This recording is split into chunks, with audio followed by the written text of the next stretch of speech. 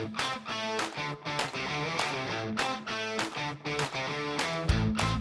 you have a story that you want to share with the world? Do you think your voice needs to be heard? Well, I'm here to tell you that podcasting is the fastest way to share your story with the world. Hi, welcome to a new episode of Podcast Your Story. I'm your host, Dr. Julie Marty-Pearson, and I am so happy to have you here for a brand new interview that I have done with Melissa Reich of Your Bish Therapist podcast. I met Melissa through another podcast. The podcast is Drama Darling by Amy Phillips, who has been a longtime comedian, radio host, and podcaster who covers reality shows, specifically Bravo reality shows. If you don't know this about me, I love Bravo. I am all about Bravo and all of their reality shows. It is actually how I decompress. As someone with an education in psychology, I also love watching reality just for the psychology of what people will do on camera. But anyway, I love reality, and because of that, I followed and listened to Amy Phillips, and through that, I met Melissa, who has been many times a guest on her show and a co-host. Melissa then started her own show where she really breaks down reality and other types of television from the mental health perspective. She is herself a therapist and has worked in many areas of the mental health field, which you'll learn more about. But one day I reached out to Melissa, partly because she's a podcaster and in the mental health field, but also because that she herself is a cancer survivor. I really love the way she approaches her content and her episodes, but I also really love how open and honest she is about her own mental health, her own health journey, and the battles she has faced since she was a teenager dealing with cancer. Last year, I lost a fellow podcaster and friend, Rebecca Johnson, to cancer, and really struggled with how to deal with the grief, as well as to honor and remember Rebecca. So one of the things I did was I asked Melissa if she would be interviewed for my podcast and talk about her experience, but also help me to talk about the ways that we can support our friends and family when they're going through serious illness like cancer. I don't know about you, but sometimes I feel like I don't know how I can help, and me asking, how can I help you, isn't really something they need to be worrying about. So this is a very honest and raw conversation that Melissa and I had, talking about her cancer journey, how she thinks people can help their own friends and family, as well as talking about her podcast journey and how podcasting has changed her life. I know you are going to enjoy this interview, and I cannot wait to hear what you have to say after. So please make sure to reach out to me on social media, on my YouTube channel, or via email, and let me know your thoughts after you listen. So now I welcome Melissa to the Podcast Your Story podcast, and I can't wait for you to hear the conversation.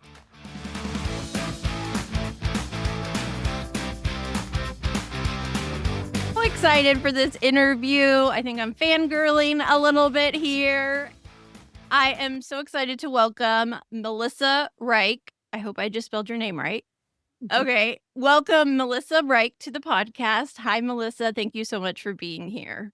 Hi, Julie. Thank you so much for having me. I'm honored and I'm very excited to be here. So thank you.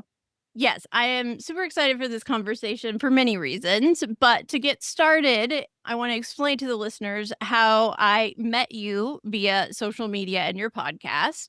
So Melissa has a podcast called Your Bish Therapist.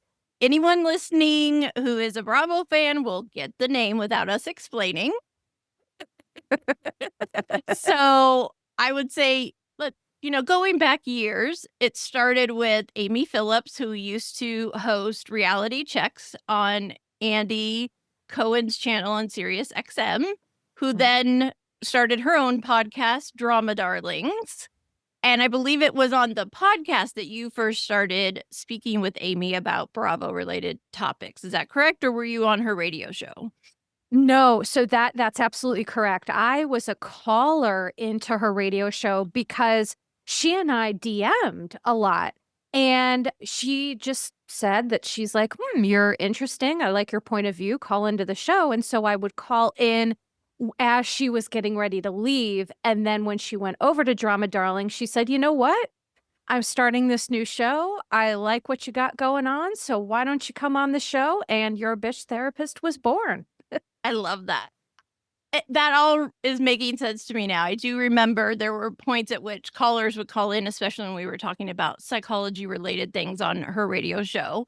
But specifically, so Amy's shows and podcasts are all about, going over reality shows, mostly Bravo, but all types. And so one of the things that always comes up whenever we talk about reality, of course, specifically, especially I would say housewives shows, is why do they act this way? What is the psychology behind their behavior? So that's kind of where you came in to kind of give your guidance. So what has that process kind of been like for you to start to use your background as a mental health therapist into the TV pop culture world? It's funny because I was just talking about this with my own Bish therapist, who I call my listeners' grand Bish therapist. And my therapist loves that I call her that. She's like, I am honored. I am so honored. But so there's a lot of skills that I didn't realize are transferable from being a therapist, a practitioner to this pop culture space. However, what I was not prepared for is that, I was always the type of kid who grew up and was like, why are people treating me this way? Why do people behave this way? Why are adults so grumpy? Why, like, why? I have always loved the pop culture space. I was always one of those people who I loved, like the gritty pop culture stuff, like Rock of Love and Flava Flav and the Surreal Lives, all of that sort of stuff. And then when Housewives came about, I just was in love. Season 1, episode 1 of Roni, of OC, I was Yes. it started a love affair. So what's fascinating to me is I would do what I'm doing now, but in my own head. And I had no idea how much people would be interested in what I had to say. Well, or that other people weren't having those thoughts too, right? I think working in education of psychology, our brains work a certain way because of what we know, right? But Mhm. yeah, that I love that you didn't have any idea people would want to hear what you're thinking in your head. Oh, because, again, I'm accustomed to believing that, people don't care about me or care what I have to say, thanks, trauma.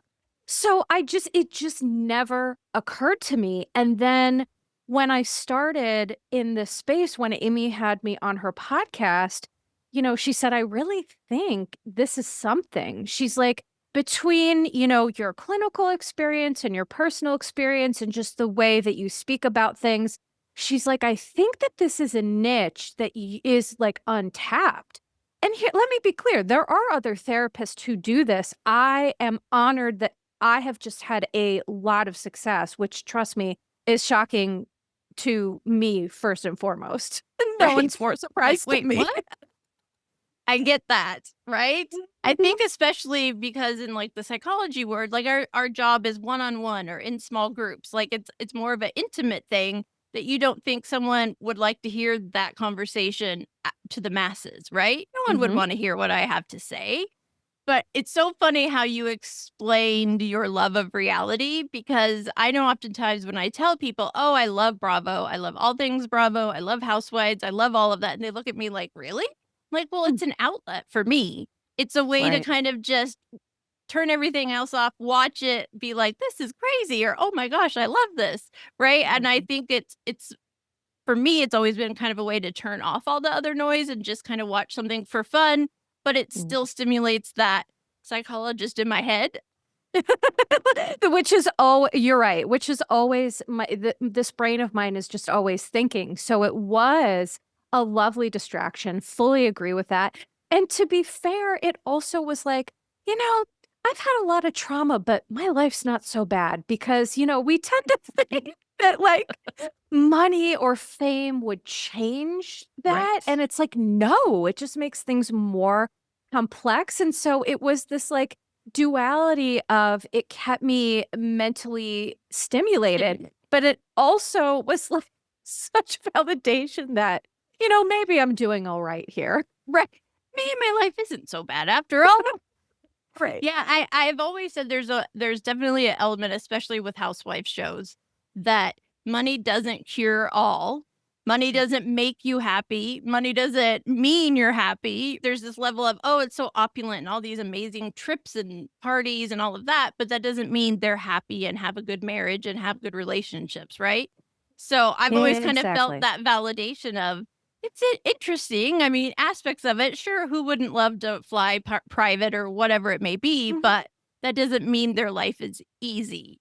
So I get what you're Right. saying. And what's fascinating too is in my career, I have had the pleasure of working with a very diverse background of folks. And so what's interesting is I've worked with folks in lower socioeconomic status, but I've also worked with folks in very high socioeconomic status. And the problems are similar, but they present very differently. And so having that experience with people maybe who are wealthy or in higher socioeconomic brackets, it it does working with that, it kind of does give me this little insight into some of these, rich women and some of the issues they may present with and how different that is from someone who, is in a different socioeconomic bracket, if that makes sense. No, that makes total sense. I just was thinking a friend of mine who's a clinical social worker. Whenever I talk to her about her patient, she says, well, it doesn't matter. We all have the same complaints. Our spouses, our jobs, our bosses, family drama. We all have the same things. It just looks different depending on who you are, where you live. Like you said, Mhm. your socioeconomic status. And I think what I've always found interesting with housewives is when we start to learn about their childhood, because a lot of them were Mhm. not born into money or high class living. And so we can kind of sometimes go, oh, that's why you're reacting that way. Right. We're picking them Yes. apart, but it makes sense to us. That's exactly right, and then you can tell some of them who did grow up with money, there is still drama, it's just more subversive. Like, rich people have problems, but they're just very, like, "Let's not talk about them, let's just Right. pretend they don't exist. We can use our money and our status to kind of as a shield and as armor and all of that," and so, that's been interesting too. Yeah. And I think that's kind of what I think we're living that in a lot of areas of the world of how rich people use that to gain power. But that's a whole nother Ding, podcast ding, interview. ding, ding. Yes, but ding. Yes, yes. So that's kind of we've talked about like how your world collided with reality and then created your podcast. But before all of that, and obviously still now, you are a licensed therapist. So what can you tell the listeners a little bit about who you help, what type of work you've done to give them a sense of like kind of how who you are as a person helping others in the mental health space? Yeah, good question. So I did something actually a little untraditional is that when I went to college, I went to Penn State University in Pennsylvania and I did my undergrad in psychology, but I wanted to give myself some actual experience before I went to grad school, which no judgment ever there's really two options. You either go right to grad school, right, which you're Right. familiar with, or you work in the field and then go. And so I knew because I'm very type A, I wasn't worried that if I took a break, I wouldn't go back because I Right. am psychotically focused, which is part of my problem. But so my first job, I actually worked at a place called, oh, I don't know if I should say the name of it now that I'm thinking about it.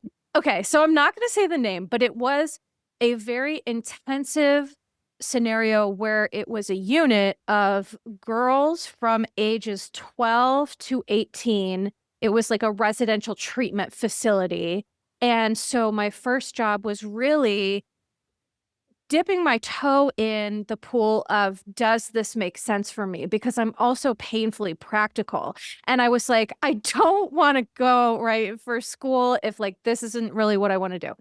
So that first job, what it taught me is that my relationship building skills with people, aside from the clinical interventions and the clinical knowledge, for me, that is my strength, is connecting with people, seeing them, making them feel seen.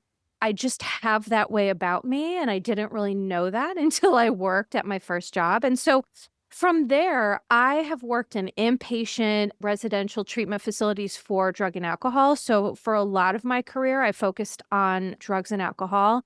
And I did individual therapy, group therapy, family therapy, couples therapy. I've kind of done it all. I've worked with people in Northeast Philly, and then I've also worked in other locales. So I really have seen a gamut, but my focus has always been really on adults, individuals with anxiety, depression, trauma. That's kind of my sweet spot, as I like to say, just of my therapy style is not for kids. It's really for adults.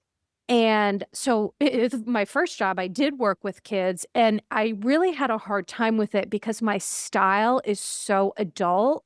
And if I'm being frank, I'll be honest and share that, I hadn't processed my trauma when I started working in the field. And so my inner child stuff was still so painful. And so I think that also, if I'm being candid, Right. really presented a hurdle with kids, because I was so out of touch with my stuff, which, it's interesting as I've Right. gone about my clinical career, my own stuff has really made or broken my experiences. And so what I will say is that I haven't practiced since the pandemic due to health issues that I've had. And I was searching for, am I going to go back to work, with my health stuff? What do I do? And therapy to me is truly so sacred. It is, I mean, it's, I'm trying to think of the word that I want to use. I just take it so seriously and it's so sacred to me that I was like, well, I can't practice if my body is unpredictable. If I'm waking up Right. one day and I'm like, I don't know if I can do this, that's irresponsible to treat. And so I just went into this like deep depression, and I'm like, what even is my purpose? And then boom, this falls into my lap. And so it's very different, but I do get a lot of messages about, wow, you really helped me to see this. I had someone tell me the other day that, listening to my podcast helped them extricate themselves from an unhealthy relationship. And, so this is a very long-winded way to say is that I just love helping people, and I love making people feel seen and feel understood. And so now I just get to do that on a greater level, which also comes with pros and cons, right? Because in therapy, Right. it's just one person projecting their stuff onto me, right? Just Right. one. But now on the internet, it's 14,000. And And they all have an opinion about it. oh, not only do they have opinion about it, they have an opinion about me, honey. And they're like, Yes. I am not accustomed to having people really dislike me. It's never something that I've really been used to. I've, always had maintained friendships and done well Right. socially. And now all of a sudden in this space, people really dislike me. And so that's just the internet. Right. But Right. that is the one piece that I will say I was not prepared for, is just the mass projection onto me and people taking all of their stuff about bad therapists or someone who's hurt them, and they're putting it onto me. Right. So it's been a journey. Yeah.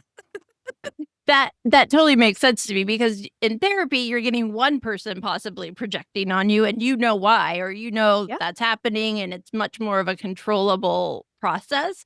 But I can Mhm. imagine 500 or 1,000 people commenting on an episode or a reel or whatever. You're like, okay, that's a lot. I can't take all of that on. It's so much. It's so much. It's great because I have a wonderful community of folks that they are just so engaged and they will share their thoughts. And I will get hundreds of comments. And there's some days where it's like, I can't manage this, but I love it. I love that, it's a place for people like us to go to, I call it like ethical reality TV. I take something that may not be ethical or Right. great, and I use it to, talk about these important concepts. I kinda joke it's like tricking kids into eating their vegetables. No, it's so true. You're using it as a vehicle to educate and let people Basically. know, it's okay to feel this way. It's okay that you've had this issue. You're not alone. I say that all the Yes. time to women I work with who want to start a podcast. I'm like, the purpose is you may not know. You may not know who you're going to reach. And I always say, you never know who might hear this episode and be impacted, and it may have nothing to do with what you were talking about. And Yeah. so there's a power in that. And I also find that podcast is such a great tool for building community. Like you said, you have Mhm. this great community. And I think that's really powerful for everyone, but especially us as women to connect with people that we wouldn't have ever connected with without it. It has such a huge reach. I'm always shocked when I see countries that are listening to one of my podcasts. I'm like, okay, right? Same. One episode, I just went through all the locations where people are listening, and I'm like, "How are there people listening to me in North Korea?" And Right. I am gobsmacked, but thank you. Right. Thank you so much. So my first podcast, the story of my pet, I'm always shocked when I see Ireland, you're on the top chart, Norway. I'm like, okay. Even countries Yeah. that English isn't their first language, you're like, that's very interesting. You just Yeah. never know. And that does segue into something else we will talk about in a few minutes. But I do want to say so much of what you have said in your history of your education and working is like ding, ding, ding for me. Originally I went through undergrad and a master's in psychology straight into a doctoral program and clinical psych. And it was that first year of, starting to do practice therapy and all of that that I realized I can't do this. I can't Mm. take on everybody else's stuff. I just realized because, whatever you call it, empath, whatever. I've always been an Mm. introvert, but I've always been great at helping people through difficult times and understanding what they're trying to say and all of those things. And like you, I didn't realize it was a skill until one of my professors said, "You're really great at this. You should come do research with us and do focus groups and interviews." Mm.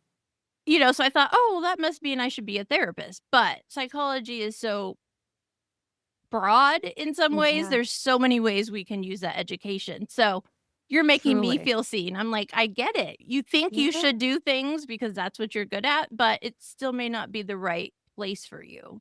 And And I so, think that me doing this, right, it shows how we can do what we do in so many different ways. There's not right, just one right way or even two, it's like, and the ability to shift, as adult, that fear, that uncertainty. I think when you experience that, I think that's why we relate so much, because doing this and going outside of our comfort zone, it's very uncomfortable, but it's some of the greatest stuff, I think, I can speak for me, I've ever done. right. Absolutely. Me too. I've made some of the best connections and friendships and met some of the most amazing women, especially that I'm like, I would have never met you. And for me, Yeah. as a 47-year-old woman without any human kids, only fur kids, I always felt very alone in that because most of my friends and family have kids and have that journey. And through podcasting, somehow I've met so many who are very much like me that it's like, wow, okay, I'm not alone in a way that I always kind of felt on the outs. And that is the Yeah. power of podcasting, I think. And I think for me, and I know we'll talk about this, but losing my ability to have children via ovarian cancer when I was young, it does validate so many women who, by the way, whether you want children or not, it's like childless women are seen as, well, we know how we're seen Right. in Less society. than, no value, all the Yeah, right. buzzwords. And so what I find really special and important is changing that narrative, because look at the work that we're doing, Right. right? And so I think there's needs to be the societal shift away from women are valuable in many other roles other than mother. maybe some in addition to or other than or what have you, but that's for me. I'm just a huge advocate. I'm very outspoken, and I am just a champion for women in that way, and I just couldn't be prouder to do that. Absolutely. Well, I am a very proud auntie. I have many both blood and non-blood nieces and nephews, Mhm. as well as fur babies that are I am auntie to, and I take that role very seriously and I love it very much. And I know for me personally, not having kids was more of a choice, although many doctors said, "We're not telling you not to, but we're not sure how your body will respond." Aw, I have yeah. autoimmune issues since I was young, but Mm. when I did have a hysterectomy, I didn't anticipate the emotional and psychological feelings I had because it was like, I'm not going to have kids. This isn't a big deal. I need to do this for my body. But then I was in my room on the wing where all the babies had just been born, hearing all the babies cry overnight as I had just had my uterus removed. And I did not expect that. I didn't even think about where I would be that night, let alone what that experience would be like. Yeah. So I think that's important because I know now there are other women who have felt that and have also felt Mhm. alone and not understanding how to feel like that. And as women, no matter how we lose it, whether we've had kids or not, losing that ability to Yeah. have children impacts you no matter what you think it will. I have learned Yep. that. And Mhm. so I think, like you said, podcasting has given me a way to connect with people and women in a way I never would have been able to. And 5 years ago, if you told me I had a podcast, I'd be like, what are you talking about? Same. I joke all the time that I am tech elderly, and it is not so much a joke and more a truth. If someone would have told me that I would have this complicated setup, that I would be doing this, I would have said that you were on mushrooms or some sort of psychedelic, and I'm so sorry that I can't help you. But you're right. I mean, I talk to people every day for the past year that before I even started doing this, I didn't even have them in my life. And now Right. there's so many people like you and other folks that I talk to on a day-to-day basis that a year and a half ago they weren't even on my radar. So it's Right. just it's wild, it's cool, it's stressful, it's beautiful, it's all the things. All the things, and sometimes all the things in one day, right? Sometimes, yes, that's correct. Yes, you got it. But I do think that COVID shifted that for a lot of us. Like it, Mhm, for one, kind of stopped the world and we mhm. weren't doing what we'd always been. And then it also made us really realize how fragile life is and how quickly life can change. And I think I've met so many women that made shifts in some way since then because they wanted to do what they wanted to do. They wanted to Mhm. feel proud about their work or their side hustle or whatever it may be. And it's very stressful to go out and try something completely new and, but for me, meeting people like you and so many others, it's like, this is why I'm here. I'm connecting with Right. women who I need for the rest of my life because, we're all going through something and we need that support so much so. So, That's right. yeah, I That's think, right, and I'm sorry. no, go ahead. I think that for me, having community is so special and important because not all of us were privileged to be born into a community. Right. um, that we should have been born into. And so, like you said, it's not just about blood, it's about those relationships that we make for ourselves in adulthood that support us, that lift us up, that, maybe we didn't have the opportunity to have growing up. And so for me, that's the greatest thing. And I'm just really resonating with that part of what you're saying. Yes, absolutely. So speaking of someone I met through podcasting, one of the reasons I reached out to Melissa to ask her to be on the podcast was a couple months ago, a friend of mine, Rebecca Johnson, passed away from cancer. And even though we knew ultimately 5 days before she passed that there were no more treatment options, she was going on hospice, like we were all processing that, no one expected it to happen so quickly. Mm. And so we were all kind of just stuck in this shock, this like, what do we do? And if you want to learn more about Rebecca, you can listen to her interview on this podcast. I'm very grateful that I got to have that space with her before she left because it means a lot to me and so many others now. But one of the reasons I reached out to Melissa, to you specifically, is because you are very open and honest about your own journey with cancer and having survived twice. So I kind Mhm. of said to you, I'm not trying to put my grief on you, but I need some help understanding how to process this. Ultimately, there's two things I have felt since then is one, how do you process a sudden loss of someone who was so bright and full of life? And the other side is for women, for anyone who has someone in their family or friend that's going through cancer, how do we support them best? Because, there's that, I don't want to bother you, but I want to be here for you, but I don't want to push myself on you, all of that. So, those two reasons were the reasons I messaged you and said, Melissa, would you come and talk to me about these things? So, share as much or as little as you want about your own cancer journey to kind of give a sense of why reached out to you for that. And first of all, I am honored to be here to kind of memorialize Rebecca and also to give her pain meaning and power because that's all I can do for myself and that's all I can do for my fellow, survivors and thrivers and people that we've lost too soon. So when I was 17, I was diagnosed with end-stage ovarian cancer. This was in 1998, and it was stage 3C ovarian cancer. It was misdiagnosed for a long time because I was medically neglected by my family and by doctors because I was living in an area that is terrible. I was born and raised in Chicago, but we moved to a very small town in Pennsylvania, and that is when I got sick, which is Mm. like, if I was in Illinois, I really think I would have fared much better, which is very, and that's right.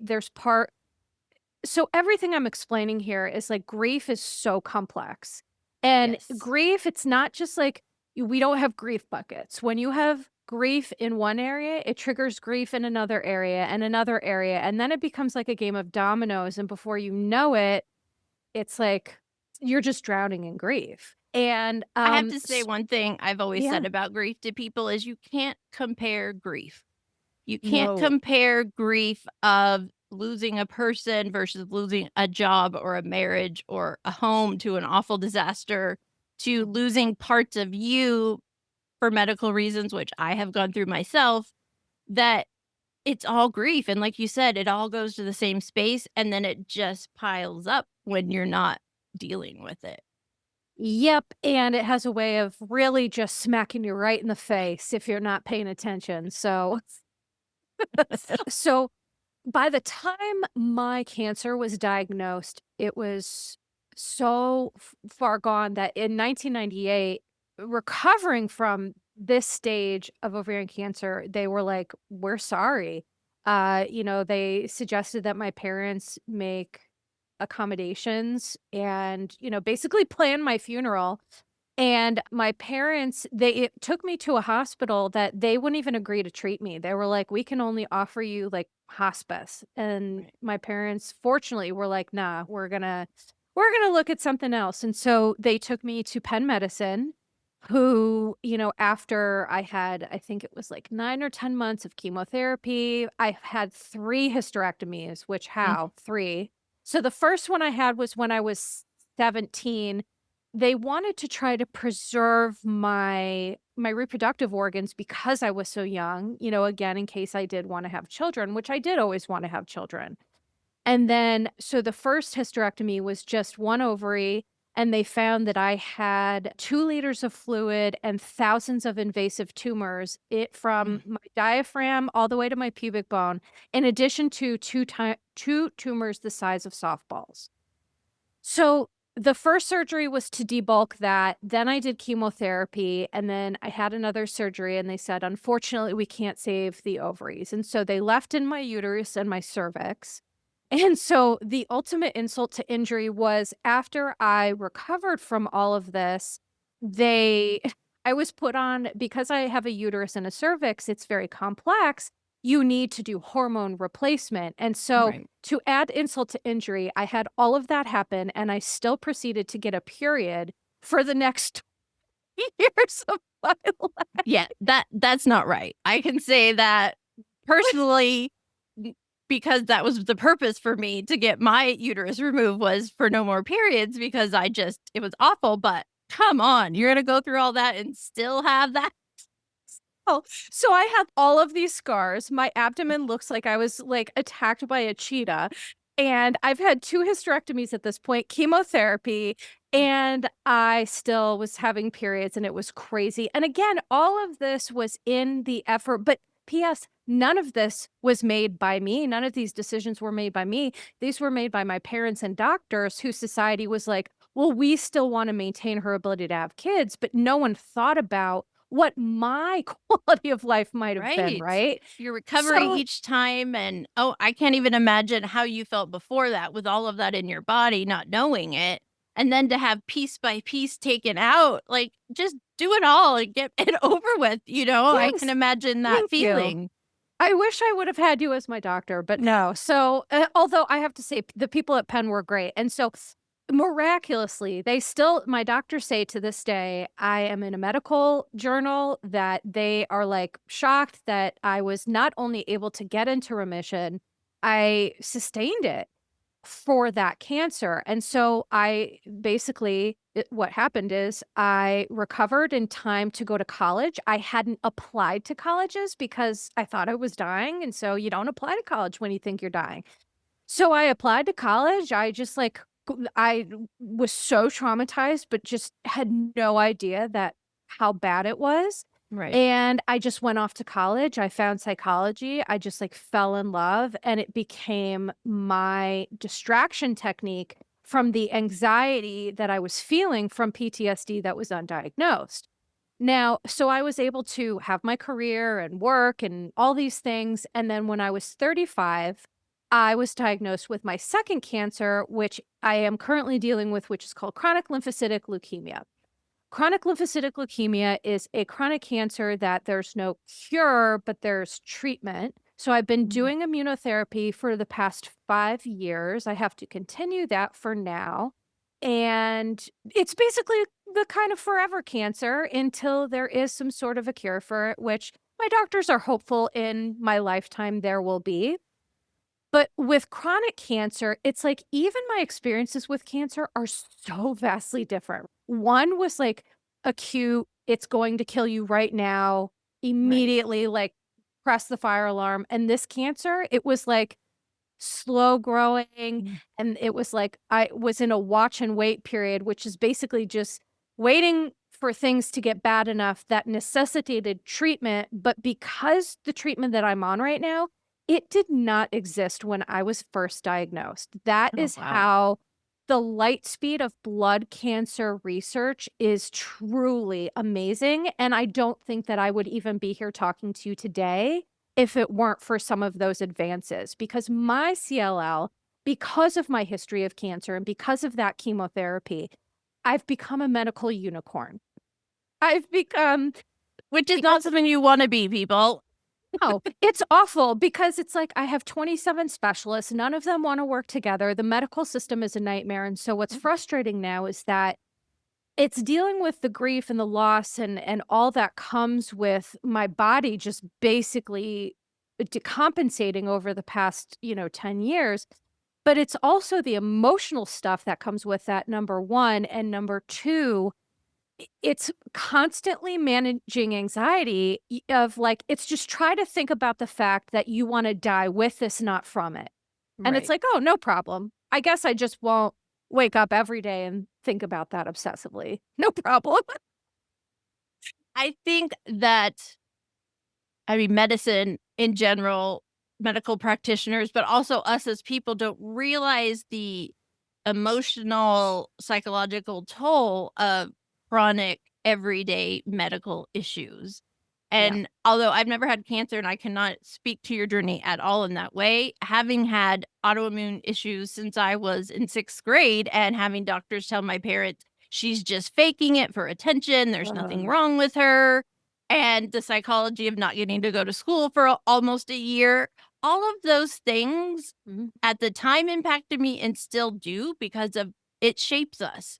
And you waking up Of every day course. with the knowledge of you have this and have to live with it, on top of the fact that you don't know what every day is going to look like. Some days are great, you have Literally. energy. The next day, you're like, I can't get out of bed today. And people That's don't exactly get right. it, especially when it's not visible. They don't, oh, you're fine. Well, I look fine, but I feel like I need to sleep for 13 hours, right? Exactly. And you know what's funny is that I have never looked better. I will acknowledge that I have never looked better, and it is such gaslighting of my own body. It makes me so mad that I'm like, because my skin is great, I look Right, youthful. And so, yes, to your point, the psychology behind the invisibility of our illnesses is so frustrating. And I do get constantly gaslit because people are like, well, you look great, so it can't be that bad. And to be fair, you said something that I want to be clear. It's like when your body betrays you and you are stuck in a medical system that is, patriarchal and gaslighting you. I was told twice that I was a hypochondriac, twice. And twice it was cancer, twice. Oh my God, I can't. But the point is, it's like it creates this emotional psychological toll. That is what my podcast, that is what I speak to, because whether it's cancer or autoimmune issues or being gaslit by, a patriarchal society, whatever it is, we know what that's like, and right, so do so many other people, especially right, women, right, because there is a higher incidence of autoimmune issues in women, which I believe right. is related to patriarchy and our emotional selves and being told, "Oh, well, you're just some crazy broad, so Yeah. just, Mhm. deal with that, whatever," right? It all plays a role. So because I have experienced personally, because I understand it professionally, it's just my greatest joy to let people know this is how it is. It sucks. You're not alone. And, yeah, it's wild. Yeah, and there's so like you said, there's so many elements to it. I have friends who've had to battle their insurance just to get a diagnosis for something, or, you know, Mhm. there's just so many layers to health and wellness Oh, and yes. dealing with any type of chronic issue, both physical and mental health wise. And there's also this feeling of I'm not supposed to talk about it because then I'm a complainer and I'm, all these Yep. negative things that we're told. And that's why even talking about menopause and perimenopause was so taboo for so long. Oh, everybody Mhm. deals with that. Just keep it to yourself. We don't want to hear about it. And it's like, no, you're gonna hear about it because I'm not crazy. I am That's dealing right. with a lot of hormones that I don't know how to handle. I know for me, Yeah. even just after my hysterectomy, I would cry for no reason. And that was something I never did. I was never a crier or an overly emotional person. I'd be like, what's wrong with me? But it's like, why don't you prepare me for the things that could be changing? Because And that is why I'm here to do what I do, because women I literally woke up in the hospital and they were like, "We've removed your parts." They threw a pack of birth control at me and they were like, good luck." And it's like women's issues are underfunded, are under-researched, are under-prioritized. Yet this is an experience that every woman on the right, planet since the beginning of time has dealt with. And there are absolutely psychological implications of hormonal disruption due to menopause, perimenopause, autoimmune issues, whatever it is. There absolutely is an emotional, physical, like highway. It's like the right. gut axis highway. That's what they call it. And there are connections here that I am happy to shout from the rooftops, "You're not crazy, I'm not crazy, we're not crazy." Right. Society, just because they don't wanna listen to us crazy, irrational women, doesn't mean that we don't feel or experience something, and that's and, so I think that's what's really important to, use our Yeah, platform and for, right? right, because what I've learned is it's not just the medical system itself, it's the physicians. I've had on at least 2 occasions that just popped in my head, women physicians say things to me that scarred me emotionally. Say Oh, things yeah. like, "Oh, well, your breasts aren't as developed as they should be. You've been on birth control for so long." And I'm just like, "What?" Like, you don't just make comments like that and think that's okay. And so it's Mhm. systemic, as we both know, both For sure. mental health wise, physical health wise, women's health wise. But there are ways that we can support each other. So I could say to you now, in your world of managing a chronic illness, what are ways for you? Like if someone has someone like you in their life and they want to be supportive, they want to be helpful, what would you say to them would be like, this is the kind of thing I would like or not like? So for me, I am so assertive and outspoken that it is impossible for you to not know what I need just because Okay. that's who I am. I am an Aries through and through. I am a ram, and I think that's how I've survived, just like pushing my head down. It's just Right. like keep going, right? But if you know someone in your life isn't as vocal, and even people who are vocal, by the way, we still have needs. And, I Right. don't always express those because we don't want to feel like a burden. And so, my message to people is that if you are approaching someone with love and understanding, there's nothing that you can do wrong. Okay. Like you, Julie, there's nothing you could say to me that's wrong or hurts my feelings because you're coming from a place of understanding and wanting to be helpful. Um, so that number one is that so many people are afraid to upset their loved one, but if you really have that relationship, just know that's really not possible. Number two, I think the biggest thing as a therapist and as a patient, what I'll say is it's important to ask someone, are you venting or are you looking for solutions? Right. Because Yes. one big thing I notice with chronic health issues, my husband is very guilty of this and he's working on it too, is that when we love someone and we want to help them, we can become overbearing and just want to fix it. And guess what? Can't do that, Mhm. And so I think as a friend, as a loved one, as a family member, it can even be acknowledging your feeling of helplessness or powerlessness. Right. And to say to your loved one, I feel helpless and powerless. This sucks. Acknowledging that can just be very helpful. And then I think the last one for me is showing up in ways that the person well enough to know that they might appreciate this. Right. I will constantly tell people, I got this, I'm fine. And I am, and I do. But that doesn't mean it's still not good for me to get that support. So if someone is kind of like that, maybe just, it's not sending a text or, Right. I know people are allergic to phone calls these days, which, They are. okay, that's fine. I'm a talker. I love a phone call, but I get it. So whether it's just like something, a note to let you know I'm thinking about you. I have this friend, Kim, she sends me cards, like still like greeting cards. Mhm. But that's special to me because I Right. love a greeting card and I save them.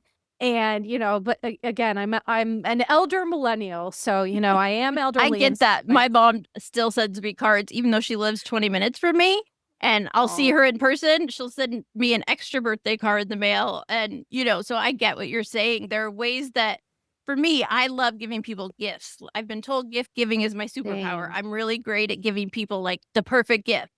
It's Yeah. really hard for people to give me a good gift without me telling them exactly what I want, Ooh, challenge but accepted. As someone who's a good gift giver like you, challenge accepted, Julie. my husband has learned to stay on script.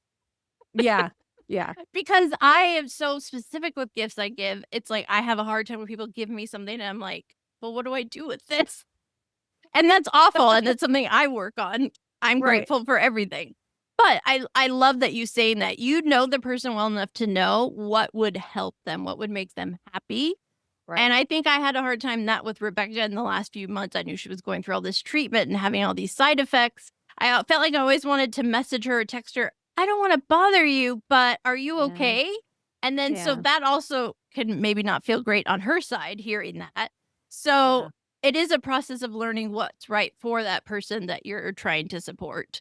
And I think, ultimately, leading with love, though, you can't right, go wrong. right, You can't, and to your point, something else you can do if you don't want to text, like, are you okay? Because they're not. You can just send a love you, thinking about right. you. You're on my mind. Yes, I saw this funny thing and I thought of you, or I saw this dumb thing and I thought of you, or I saw this whatever it is. right. That's okay. That's okay too. Yeah. And I think the same can be said for grief. I know for me, having different types of grief in my life, for example, 6 years ago, my dad passed away. He was 94 and a half. So when people would ask me, well, how old was he? And I would say that, oh, well, like, it's fine. Okay. No. It's like, okay, No. he died. Well, yes, he had a very long life, Come but on. it's still not happy. It's still not, yay, he's gone. Like, people don't realize comments, how they reverberate. And that's a good example I love to share because it's like, you just don't say that to someone. And correct. My grandfather is 97 and he's still alive. And he's like my best friend. The only reason I'm normal, I'm not joking. And I was talking about this with a friend that it's like, I will never be ready to live in this Right. world without him. So my grief is palpable, but it's like, yeah, he's 97 and that's how it goes. So two things can be true, right? Right. Someone can like, okay, yeah, you die of old age, but it doesn't make it any less sad. I Right. think my one bit of advice, if the words at least are about to come out of your mouth, just take that, pack that up, and go somewhere else with at least ... At least He you had had a a good good life. life. At No. least you didn't have children, and so now you can focus on at least Right. right? The at least stuff, when someone's trying to make you feel better, that's usually misguided, Right. and that comes off as very patronizing. So that's the one thing I can say to stay away from is the at Right. leasts. Right.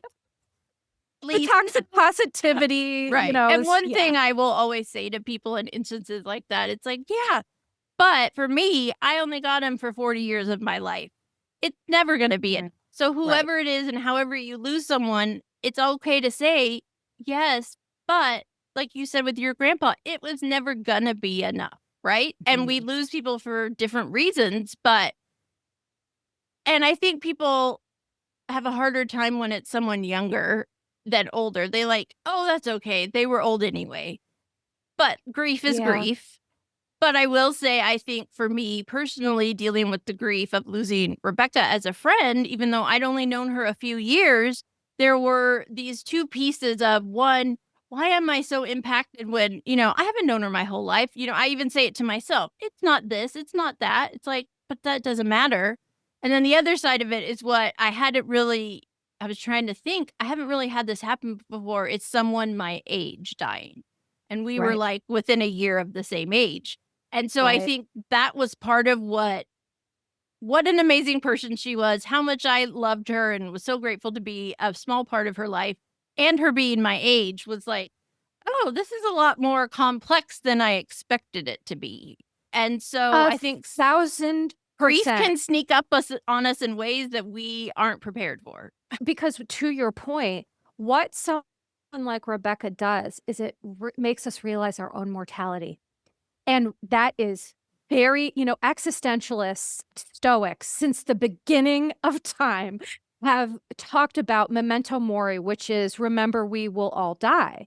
And memento mori is really meant to be a philosophy of sometimes, I am more acutely aware of my mortality because of my stuff, but Rebecca made you aware of yours. And just Yeah. as humans, existentially, that's extremely scary. It's unsettling because we like to think we're young, and I'm going to be 44. I'm not young anymore. And, so that's one part of it. But the other thing, Julie, I want to make sure to tell you and your listeners is that I like to say grief is the excruciating cost of love. And so it doesn't matter how long you've known someone. It doesn't matter, like when you connect with someone and you watch them decompensate and pass away, there is just such awful grief and sadness to that, period. No matter what she died from or what happened. And then, you add cancer to that and all these other things. I think also what I want to say is you might have a little bit of survivor's guilt. So I've lost people before with CLL. In my community, I've lost people and it's been very hard and unsettling. People I've never met, but it's just like, wow, this is very real. And I think that all we can do is validate and acknowledge that this is okay and not gaslight ourselves, because society loves to gaslight and say, oh, well, your grief makes me uncomfortable. So I'm going to Right. tell you, well, okay, she's in a better place. Can I Right. curse? Yes, go ahead. Fuck that. Okay. Fuck that. Or that was 2 months ago. Like, aren't you over it already? Like that kind of Oh, comment for to the people. love. Yeah. For It's the like, love. well, Yeah, maybe it took me no. 2 months to feel it. I don't know. Well, that's the other thing is that grief is sneaky. And like you said, what I believe happens as we get older, grief piles upon grief. Right. And so as we start to lose people, right? People our Mm-hmm. age, past, people younger, people older, family members, whatever, it like builds on itself. And it Right. becomes harder and harder every time. And I think that's what people don't understand is grief is not linear. It's cyclical, it's circular, it's, Yeah. very complex. Combinations of everything. And what I've Right. also learned is that new grief brings up old grief. Exactly. I think I've been more sensitive about things. Like I said, my dad passed away 6 years ago, but having kind of felt a lot more of it the last few months, Veterans Day was very hard for me. And I'm like, how many Veterans Day has there already been? Why is me seeing a veterans post hard? My dad was a World War II veteran, and I would get emotional just reading some of the people's posts. And like, why? Because like you said, it's not linear. You never know when it's going to hit you. And there's going to be little things that trigger it that you are not going to expect. But then there's also little things that's going to put a smile on your face. For me, seeing a seagull is my dad. And when I see Mhm. one or a picture or I see it in something I'm looking at, it puts a smile on my face because the beach was his favorite place. He loved to sit and watch the seagulls. And that has been something a solo single has shown up for me many, many times since he passed. And I that's love that. something I can hold on in a positive way. And so I think what with Rebecca's passing is what is that thing I'm going to hold on to be happy because she was someone who was a lot of us have said it in different ways, like a ray of sunshine, a light in a dark room. She just had this amazing personality. She never held back from it. She had a great Southern accent. You love to hear her tell stories. She had an amazing humor about everything, including her cancer. She was also someone, her podcast is Love is Not Dead, Just My Husband. Oh my gosh, I love that.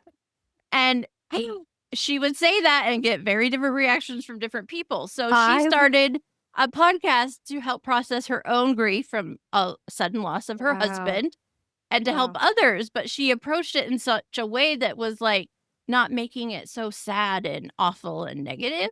And so she Right. did the same thing with her cancer. I mean, she was diagnosed with cancer 6 weeks after her husband died. She is someone who has been Oh, through trauma. And so I think for a lot of us, a lot of us have said it was like she went through so much. Why didn't she get to be the one to beat it? We all and thought in the back of our head, she'll do it. It's been 5 years. Yes, it came back, but she always does it. But, we never know. And so I think, that's survivor's guilt, right? right, Is you don't have to have cancer to experience the guilt of why she was giving us such, she had such a great way about her and she was using her experience, strength, and hope to help people. Why her, right? And that is the tough part. But to circle back to your original question, I think, Julia, the one thing I can tell you and other people as the absolute best way to help yourself with grief is to not gaslight yourself and to stop asking, why do I feel this way? right, Why do I feel so sad? Why am I crying? Because that's very shame based and it's very judgmental of ourselves, which, listen, I'm guilty of that. But when you have a feeling, maybe just appreciate yourself and say, you right. know what, Melissa, thank you for noting that feeling that is so awful in my brain right now. And I'm just gonna learn to take that in and I'm just gonna learn to Yes. feel that. Because at the end of the day, a lot of what we try to do is distract ourselves from feeling grief. And the only way out is through. Yes. And I know that about myself. I am an introvert my whole life. I push it down, just keep it inside. Don't need to bring that out. Don't let that out. I had an ulcer at 5 because my sister was in a bad bicycle accident, was in the hospital for several weeks and I couldn't see her and I didn't understand it. And Oh, right. So I know sweet that's little what I do. empath. Yes. Yeah. My So gosh. I know it's easier said than done, but I have had to learn and I still have to push myself. Don't be afraid of this feeling that's coming on. Just let it happen. Because I know a lot of my health issues are because I don't let it happen and I push it down and ignore it and just keep pushing, That's just keep going. exactly I'm a right. Virgo, I'm a type A, I do all the things. But no, because ultimately that has led me to kidney disease and other issues that I'm like, well, I guess I should face this now. What we do not allow ourselves to feel will get expressed in our body. Exactly. 1,000%. And to your point, we have to remind ourselves that feelings aren't final and they are not fatal.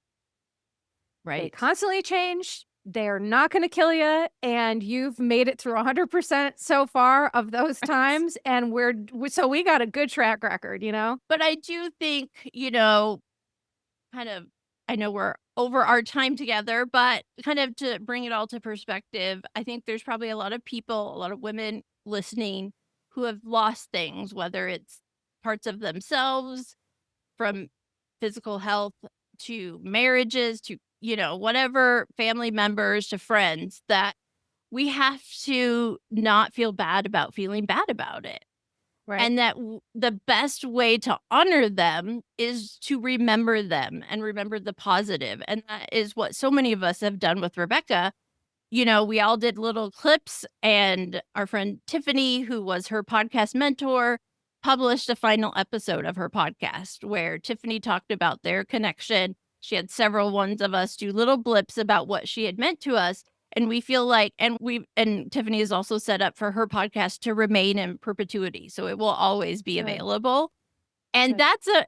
may seem like an easy or a little thing, but it's huge because it's like, we've done this for her. We can point people to her podcast and say, this might help you with your grief. I listened to right. her podcast because she was my friend. I was not a widow, nor had ever had cancer, but I have told her how her podcast helped me deal with my own grief from autoimmune stuff. I actually lost all of my teeth. I wear dentures, and I have since I was 32. And when she spoke about her eye cancer and having to lose one of her eyes to it and how she realized she was grieving that loss, I was like, oh my God, that's what all that was. I was grieving a part of me that I didn't think I would lose at 32, let alone maybe ever.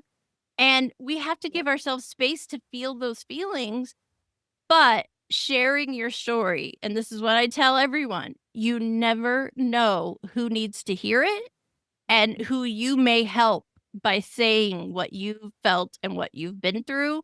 And that ultimately is why we're podcasting. That's That's right. why we're here. That's right. That's the whole reason. What a great summary. And I am honored to be here to, to talk about Rebecca. I absolutely will be listening to that podcast 1,000%. I will be sharing about that podcast on my own podcast. And I think that you really have memorialized her in the best way that you can. And all that's left is to feel the grief. Right. Yeah, I think sometimes we're busy in that part. I Yeah. know, like, with my dad, those first 2 weeks, it's like every day is 10 things, and we gotta do this and the funeral and this and call all the people, and then you kinda come out of that and you're like, "Oh, okay, he's gone, and life is different." And, I have friends right now who are going through very difficult divorces, which is its own grief, and it's like, just put your foot in front of the other every day, and at some point, it'll be gone, and you'll process it, right? We can give Yep. I think we have to give ourselves space and grace, and we're not great Space at and that. grace, honey. We're not great at that, and the world tells us, "Nope, nope, you don't get either of those, just keep going." So, I am Yeah. so grateful, Melissa, for you to have been here to have this conversation, for us to get to know each other better, and also to memorialize Rebecca and anyone listening who's lost someone, help them through this process, and I hope it does, and I appreciate you so much. Everyone, go listen to your Bish Therapist podcast. You're gonna love it, even if you don't like reality TV. She has great episodes talking about mental health and different issues that are amazing educational pieces. I encourage everyone to listen. Thank you again, Melissa, for being here, sharing your story, and helping us talk about the hard things. Oh, it was my pleasure. Thank you. This has been amazing. Thank you so much.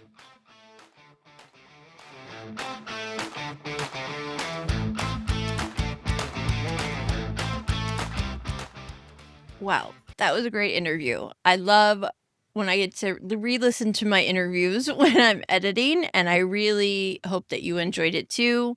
I loved hearing more about Melissa's story, her journey with cancer and her battle over the years and living with a non-curable cancer now. I really, really appreciate her perspective and information about those of us wanting to support our friends and family going through cancer or other illnesses. I really appreciate how open and honest she is about that. And I know it helped me, and I hope it helped you too. I also hope that you were inspired to realize, just as Melissa did, you can start a podcast about anything. You can lean on skills you have, work you do, or it can be about something fun that you just enjoy talking about.